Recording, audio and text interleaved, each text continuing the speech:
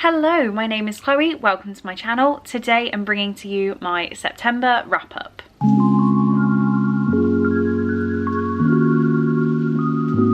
So, my reading has really taken a backseat lately, but I still wanted to bring you a full wrap-up of what I read in the month. I'm expecting this to be my second worst reading month of the year. I think next month is going to be even lower, but I did read still quite a lot in the month, and I want to tell you all about the 7 books that I did manage to read. Some statistics, I've got my notes here.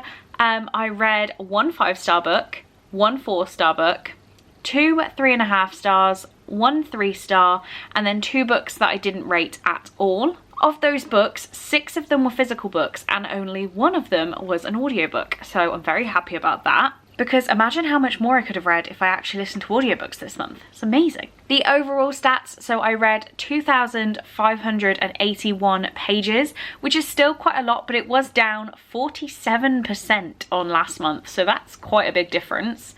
The average rating of books I gave though was a 3.8, which is 0.8 higher than it was last month. I read 86 pages a day on average, which was 45% lower than last month. And the average length of books I read was 369 pages, but that was pretty much the same as last month. So I think we still had a success. I'm going to go through these books in the order that I read them, starting with Clockwork Prince by Cassandra Clare. This is book number 2 of the Infernal Devices series, and I gave it 4 stars. I think I did bring this one down from a 4.5 to a 4. It didn't blow me away as much on reread, but I have been rereading all of Cassandra Clare's works and annotating and highlighting and enjoying them, and 4 stars for me is still a very, very good book. Obviously, I can't tell you too much about this one, being a series, like this is the middle of a series in the Shadowhunter world, so I can't tell you too much, but it is demon hunters in Victorian England, let's just say that. And I did enjoy it. I do recommend these books. I don't like them as much as the Mortal Instruments, but I got through this big chunker of just under 500 pages at the start of the month. Next up, my only audiobook was The Family Next Door by John Glatt, and this was a story about the Turpin siblings that I listened to on SCRIBD, and I gave it no rating in the end. 1, because it's a non-fiction, 2, because the SCRIBD audiobook kept going silent on me. So can I even count this as completed? I'm going to, but I would just casually miss 20 seconds at a time all the way through the end of the book, really.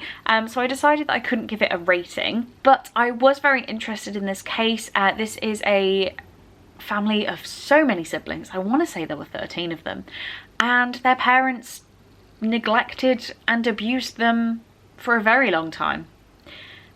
Yeah, very, very interesting case. I'm gonna do like a YouTube deep dive, watch some videos, find some documentaries, because it is very interesting. But I think I may have fallen out of love with true crime. I don't know. Next up, I read Learn My Lesson by Katie Robert, which was a, what do they call them? Wicked Villains series book. This one is about Hercules, Hades, and Meg. I can never pronounce how we're actually saying her name, but the Wicked Villain series are kind of Disney stories taken to porn. That's the only way to really explain it. The first one is about Jafar and Princess Jasmine. We had Hades and Hercules in this one, and there are other books in the series like The Beast and Gaston and Baal and Captain Hook and Tinkerbell, and yeah, I'm very excited to continue on with these, but this one is what I should be talking about. I gave this one 3 stars. I didn't like it as much as number 1, and I'm very, very grateful to own it, so thank you again to Becca who gifted me this book. I'm so glad I carried on with it, and I will be carrying on with the rest of the series, obviously, but this one just didn't really do it for me. There didn't really seem to be that much of a story, but the story that was told was very repetitive, and it was kind of the same details over and over again, and yeah, it kind of got on my nerves a little bit, but I did like the idea, so 3 stars. Next up, I read Past Mortems by Carla Valentine, which was my book club book for the month for Chloe's Crime Scene Corner. I did enjoy this one, kind of. At the start, I gave it no rating. I don't really know if this was the book or if it was me. This is a full dive into Carla's working life. So how she went from a pathology technician in training to now working in a museum and preserving artifacts. Yeah, there were parts of this that were very graphically described on how you perform a post-mortem. And I found those the most interesting, and then I kind of tailed off with the details of Carla's life, and I'm sorry, because this is someone's work about their life. So it wasn't that her life wasn't interesting, it's just not really what I came to the book for. Saying that, that's why I don't know how to rate it, because is it the book or is it my expectations of this book? I'm not sure. I do have plans for it because I know somebody who suits this aesthetic to a T, so I'll be shipping it to them for Christmas. With some bits and bobs. But yeah, I don't know on this one. I don't know. And everyone in the book club who read it had pretty much the same opinion of, I don't know. Next up, one that I'm really saddened by is No Exit by Taylor Adams, which I gave 3.5 stars. I didn't love this one as much as I wanted to. So this is a thriller where a girl turns up at a service station, rest stop, and there is a child that has been abducted and is held captive in a van. She's at the rest stop in a snowstorm and she is trapped in, and she knows one of the people she is trapped there with is this child abductor. I wanted to love this book so much. I loved the idea, I loved it, but the initial twists and turns were so obvious. So obvious, and it really grated on me. I don't really know what else I have to say about this, because I did want to love it with my whole heart and it just sadly didn't happen.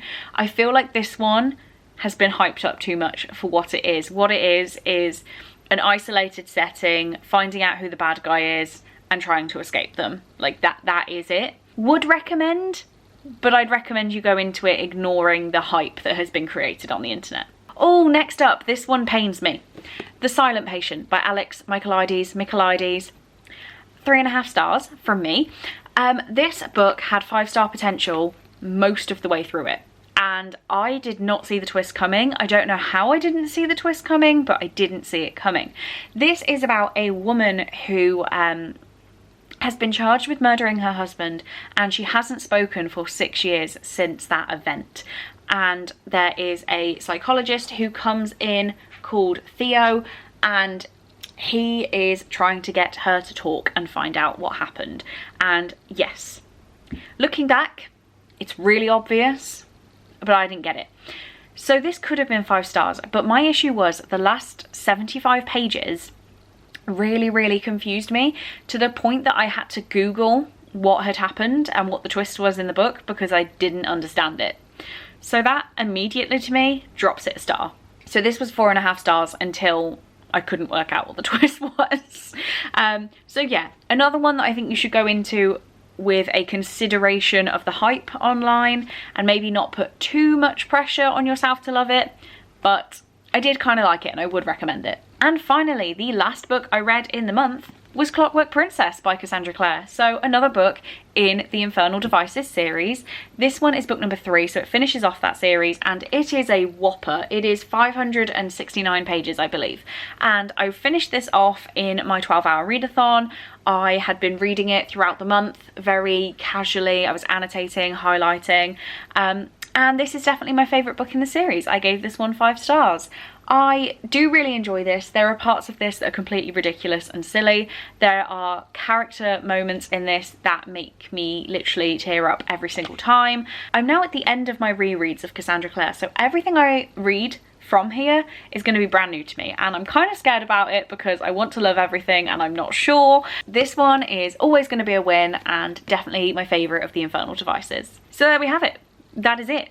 That is all I read in the month of September. October is going to be very small, I'm predicting, but I will still be bringing you a full wrap up. My TBR is up on my channel, so I will link that down in the description. I will be bringing you a wrap up of everything I get around to reading. But yeah, what was your favourite book that you read in September? Please do let me know, and let me know if you agree or disagree with any of my choices this month. So, on that note, thank you so much for watching. I really do hope you enjoyed, and I will see you in my next one. Bye.